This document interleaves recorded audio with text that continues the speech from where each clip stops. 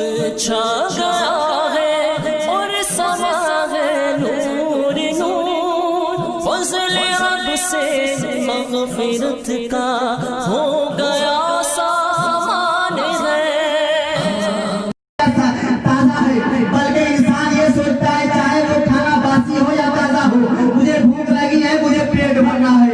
انسان کو اس بات کی فکر نہیں ہوتی ہے۔ ٹھیک اسی طریقے سے جہنمیوں کو بھوک اتنی لگی ہوگی کہ وہ انسان یہ نہیں سوچے گا کہ کانٹا ہے، چبھے گا، کھاؤں گا، پھنسے گا، چبھے گا، کچھ نہیں سوچے گا۔ جب کھائے گا تو چبھے گا، جب پانی مانگے گا تو کھولتا ہوا پانی دیا جائے گا، کھولتا ہوا پیپ دیا جائے گا، اتنا کھولتا ہوا رہے گا کہ انسان جیسے ہی منہ میں ڈالے گا جس راستے سے وہ پانی گزرے گا اتریوں کو گلاتا ہوا نکل جائے گا۔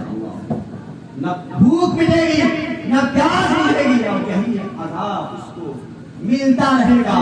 حضرات محترم، تو ہم لوگ ہر چیز کو سنتے ہیں لیکن عمل نہیں کرتے۔ آپ نے مجھ سے پہلے خطیب اہل سنت امان صاحب نگرہ سے آپ نے سماعت کیا کہ سننا ہے تو اس پر عمل کرنے کی کوشش کرے تاکہ ہم یہاں بھی کامیاب ہو جائے اور وہاں بھی کامیاب ہو جائے۔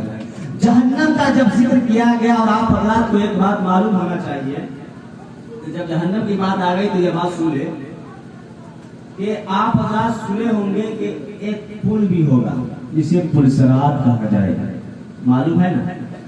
وہ پل کا عالم کیا ہوگا؟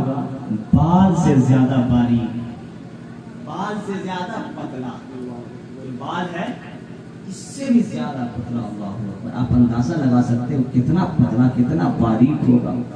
اور یہیں تک نہیں، تلوار سے زیادہ تیز بھی ہوگا۔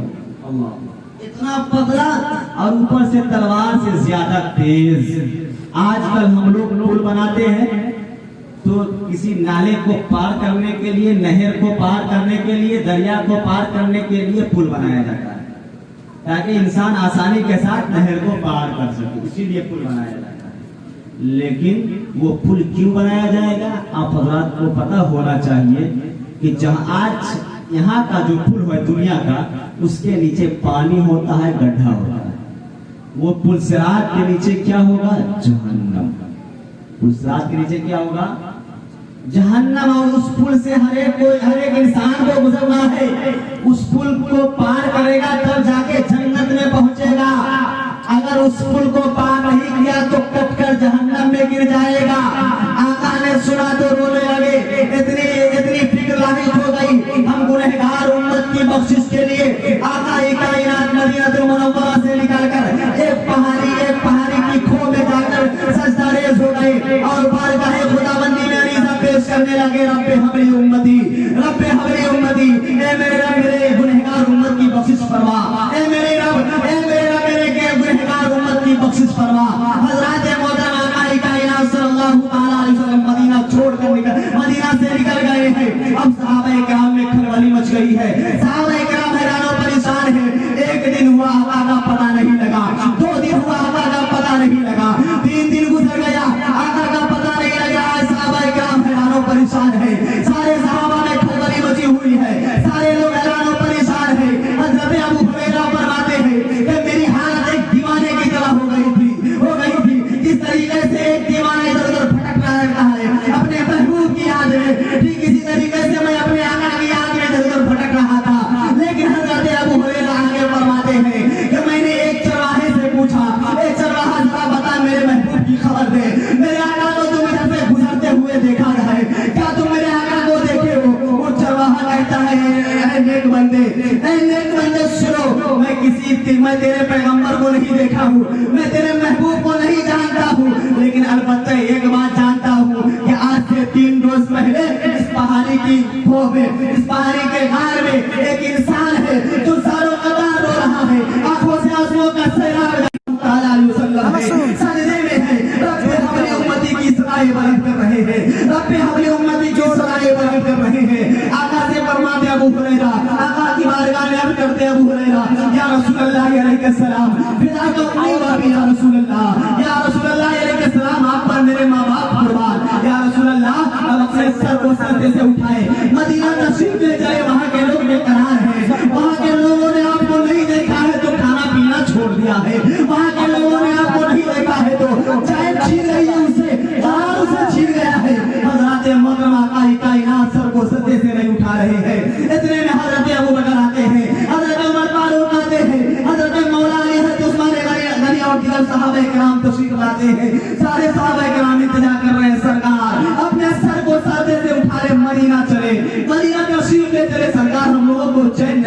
रहा है, हम लोगों को करार नहीं मिल रहा है। आका कायनात सर को सजदे से नहीं उठा रहे हैं। हजरत सलमान फारसी ने सहाबा, ए लोगों मेरे साथियों, अब एक ही रास्ता है कि खातून जन्नत को बनाया जाए, फातिमा ज़हरा को बनाया जाए। जब फातिमा आएगी तो मेरे आका सर को सजदे से उठा लेंगे, क्योंकि फातिमा ज़हरा की कोई बात तो मेरे आका ने नहीं टाला है।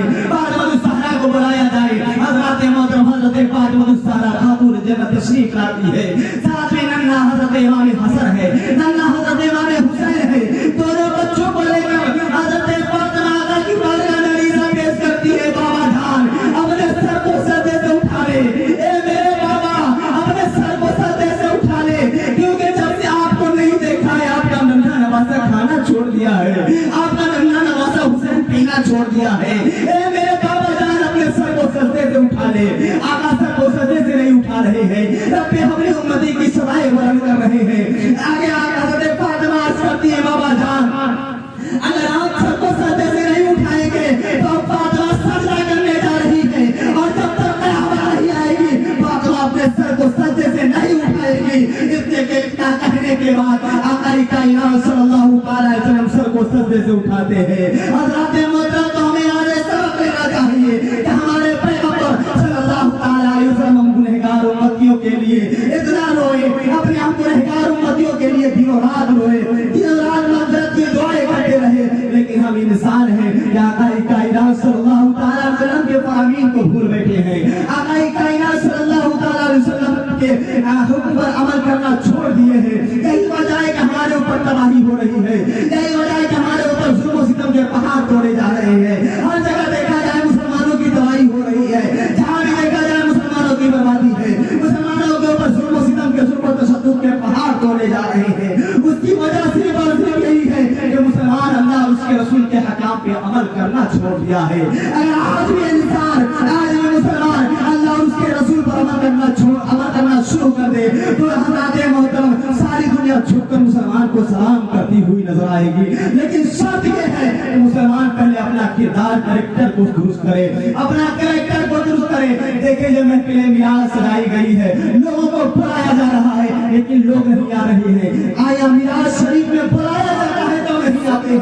कहीं पे ऑर्केस्ट्रा की महफिल सजा दी जाए, ऑर्केस्ट्रा नाच लगा दिया जाए, वहाँ पर बांस घेर दिया जाता है तो लोग टूट कर अंदर ना जाए। यही मुसलमानों की गड़बड़ी है कि जहाँ पूरी महफिल हो, जहाँ पूरी पूरा काम हो, वहाँ लोग टूट कर जाते हैं, लेकिन जहाँ नेक काम हो वहाँ बुलाने पर भी नहीं जाते हैं। आज हमारा नौजवान भाई देखिए अभी जाकर सड़क पर मोबाइल चलाते होंगे। मैं बार बार कहता हूँ कि छोटे फिल्मी सियाने की बात करता है, समाने की बात करता है, जो सलीके से अम्मा पारा भी नहीं पढ़ता था वो आज पबजी गेम खेलने की बात करता है। ये आज का दुनिया है। मैंने पहले भी कहा था इस मोहल्ले में, अगर नौजवान भाई सुनते होंगे और अगर अल्लाह और उसके रसूल की मोहब्बत उसके दिल में होगी तो जरूर महफिल पाक में तशरीफ लाते। और अगर अब भी वक्त है अभी भी तशरीफ ले आए, क्योंकि आज माहौल भी यही हो गया है कि लोग सलातो सलाम रोज शीरनी लेने के लिए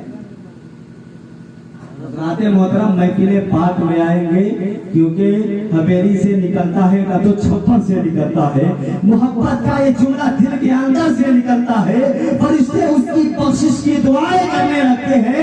नबी का जिक्र सुनने जब कोई घर से जिक्र सुनने जब कोई घर से निकलता है, हज़रात को पता होगा यहाँ तालिबान उलूम नबिया तशरीफ फरमा है, इन्हें वो पढ़ाया जाता होगा। क़ाल अल्लाह और क़ाल रसूल की तालीम दी जाती है, इन्हें बताया जाता है कि महफिल पाक जब सजाई जाती है तो रहमत के फरिश्ते अपने परों से महफिल पाक को और फिर महफिल पाक खत्म होने के बाद अल्लाह की बारगाह में जाकर कहते हैं, मालिक परवरदिगार फला बंदा फला जगह पर तेरा जिक्र और तेरे महबूब का जिक्र कर रहा था, दुरूद पाक पढ़ रहा था। अल्लाह फरमाएगा, ए फरिश्तों जमा हो जाओ, जिन लोगों ने मेरा जिक्र किया है, जिन लोगों ने मेरा जिक्र सुना है, मेरे महबूब का जिक्र किया है, मेरे महबूब का जिक्र सुना है, ए फरिश्तों जमा हो जाओ, उनके तमाम गुनाहों को माफ। मोहतरम इस तरफ लोग नहीं आए, ये मौत की महफिल है, हर एक इंसान को यहाँ से जाना है। और याद रखें मौत के वक्त چھٹا ایسا ہوتا ہے آقا کائنات صلی اللہ علیہ وسلم کا جو وصال کا وقت قریب ہوا، لیکن ہر ایک انسان کو یاد رکھنا ہے جو آیا ہے وہ جائے گا، لیکن اب کی موت الگ الگ ہوتی ہے۔ آپ نے مجھ سے پہلے تقریر میں سماعت کیا کہ جن کے صدقے میں موت ملی ہے اس نبی کو بھی موت آئی، لیکن کچھ لمحے کے، ہم لوگوں کی طرح نہیں۔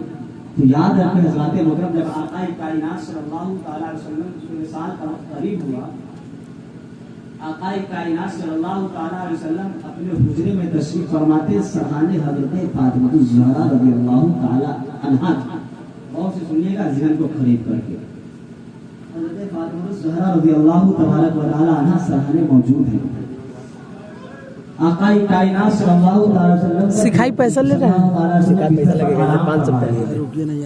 ملک الموت اللہ تبارک و تعالی ملک الموت کو بھیجتا ہے کہ جاؤ میرے محبوب کے پاس جاؤ اور بغیر اجازت ان کے حجرے میں ان کے گھر میں داخل ہوگا، جب تک میرا محبوب اجازت نہ دے تو مت کرنا۔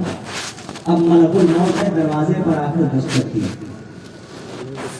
اور سلام کیا، السلام علیکم ایھا النبی، اے نبی آپ کا سلام ہو، اور السلام علیکہ اہل بیت النبوہ، اے نبی آپ کے گھر والوں کو بھی سلام ہو۔ حضرت فاطمہ الزہرا رضی اللہ تبارک و تعالی عنہا جواب دیتی ہے کہ اے دروازہ پر دستک دینے والوں سنو، ابھی میرے بابا جان کی طبیعت علیل ہے، ٹھیک نہیں ہے، آپ بعد میں ملاقات کرنے کی آپ چلے جائیں۔ پھر دوسری بات دستک دی، حضرت فاطمہ الزہرا نے یہی جواب دیا۔ تیسری بار جب دستک دی تو آقا فرماتے ہیں فاطمہ تمہیں پتہ نہیں ہے کہ دروازے پر کون ہے، دروازے پر کوئی اور نہیں بلکہ ملک الموت ہے۔ اب آقا فرماتے ہیں فاطمہ الزہرا اے میری بیٹی جاؤ اپنے پیارے بیٹے یعنی میرے نواسے امام حسن و حسین کو لے کر آ جاؤ۔